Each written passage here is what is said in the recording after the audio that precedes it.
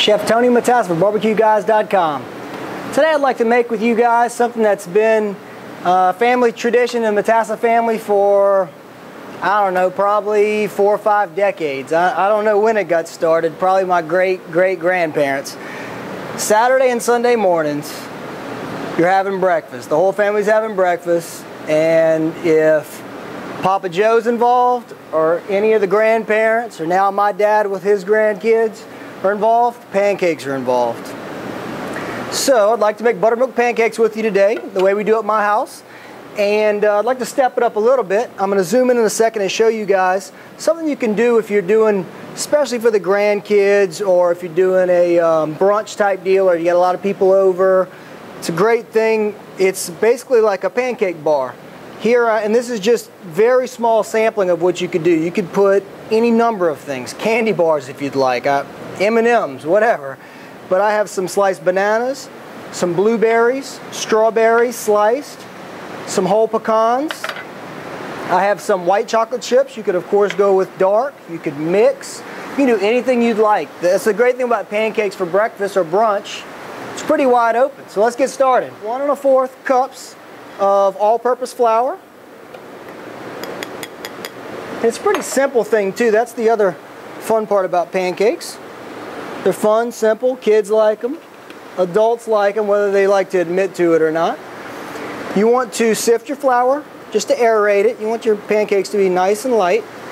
Again, I have my 1 1/4 cups of all-purpose flour. You don't have to do the second round if you don't like. It's a personal choice. 1 tablespoon of granulated sugar, optional. You don't have to have it, but it makes for a little bit sweeter batter, which is usually what you're after with pancakes. I have a teaspoon of, half a teaspoon of baking soda, 1/4 of a teaspoon of salt,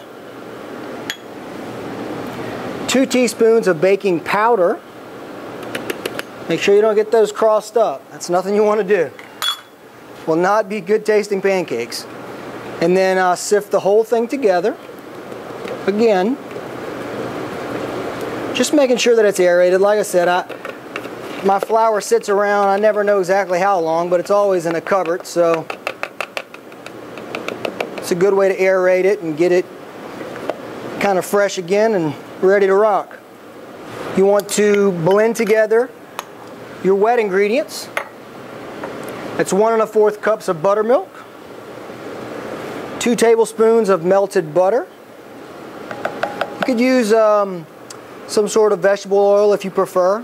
I happen to be a huge butter fan, so that's what I like to use. Use a teaspoon of vanilla extract, preferably the real deal. Try to get you a good one. I have 2 eggs separated. This is only for the OCD culinarily challenged, such as myself. The only reason I separate them is because the yolks will go in here, and then my whites I have beaten to stiff peaks, and I will fold it in to my whole mixture once this is all blended together, sort of like a souffle, just to make it even a little bit more light and airy. Something I used to do at my restaurant, and like I said, I'm kind of OCD. So 1 tablespoon of honey. First things first, you want to get all of your wet ingredients blended together well. Once you have that accomplished, you just add wet to the dry. Now, you do not want to form a bunch of gluten and make nasty, tough pancakes. So, all you have to do is incorporate. Don't break out the hand mixer or the stand mixer. You're only going to make it worse. You just need to put these ingredients together.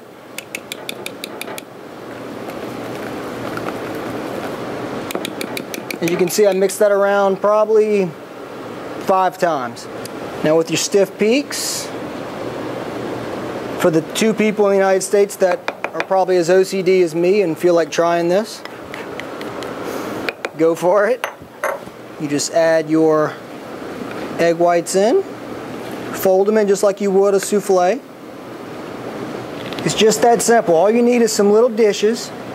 As you can see, I even went with frozen fruit here. I just wanted to show how easy it could be. You don't have to go out and spend a ton of money or a ton of time. Make one little grocery store stop, or you go through the pantry and see what you have. Put it in little dishes. Next thing you know, the little kids are not that hard to impress, you know? Now that you have your pancake bar laid out, your pancake batter either in a container that you will use some sort of a ladle, 1/4 to half a cup is usually pretty reasonable.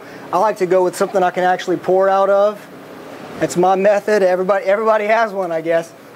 The only other thing you need to decide is what you'll be cooking your pancakes on. The best thing that you can cook buttermilk pancakes on, or any kind of pancakes, is a griddle. Now today I'm using a big cast iron griddle. They make electric versions. Those work okay, but because they have an element inside of them that's not in the entire area, they're a little flaky. The best thing is a cast iron griddle.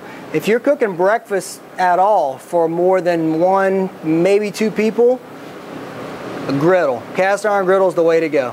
They're a little heavy at first, but once you get the hang of them, there's nothing I can't cook on this thing. And probably in the next couple days, I'll do some recipe shots. We'll do some breakfast.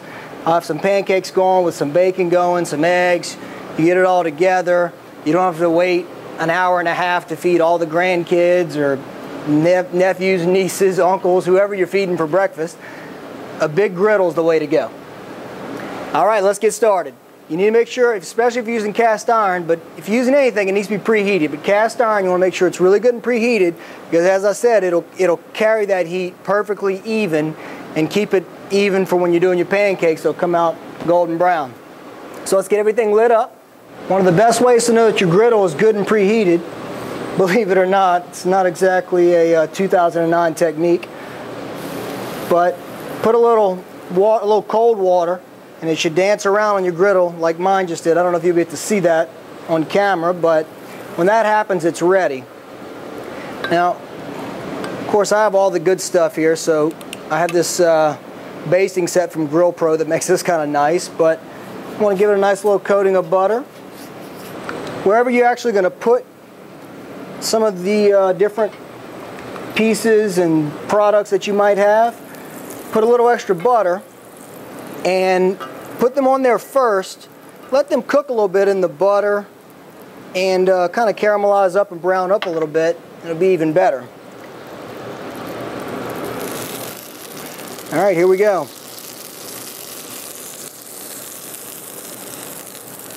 As I've said, make them whatever size you'd like.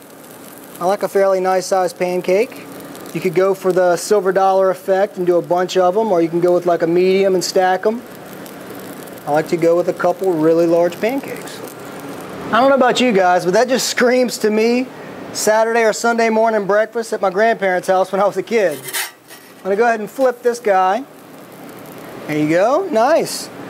Flip him over. I'm gonna wait on this one a little bit. This one's a little bit larger because I had the bananas and pecans in this one, not except. It is a little larger, take a little longer, but it's gonna taste better, so stick around. Saturday and Sunday buttermilk pancakes. This is the one with the blueberries inside. I decided to cook down with the rest of the butter I had in my basting pan and the rest of the bananas I had. I cooked those down together. Those went on top. This is the banana and pecan inside.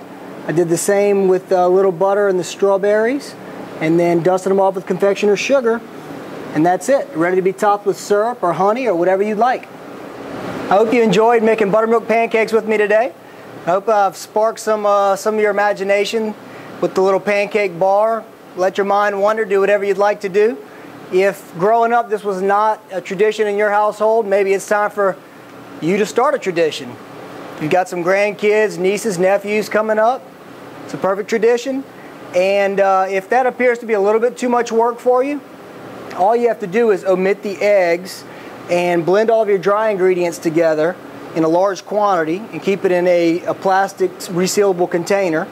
And then you can do your liquids except for the eggs, blend them together and pop them in the freezer in some little containers. All you have to do is yank that out, toss them together. Pancakes, tradition. Hope you'll come back and watch us and let me know what you'd like to see us cook. This cast iron, this is a 14 by 28 griddle I was using today. And as I was saying earlier in the video, I hope later on this week to do some pancakes here with some bacon, eggs, show you how versatile something like this is. I've also got it propped up on a 3-burner. This is a Cajun Classic 3-burner, just a little, basically a jet burner that's hooked up to a propane tank. And I'll zoom in later and show you this stuff too on a different video. But it's as simple as that. All you have to do is get past the excuses and decide that's what you want to do and that you want to make some tradition, and you can make it happen. Appreciate you watching today. Remember, at BBQGuys.com, we smoke the competition.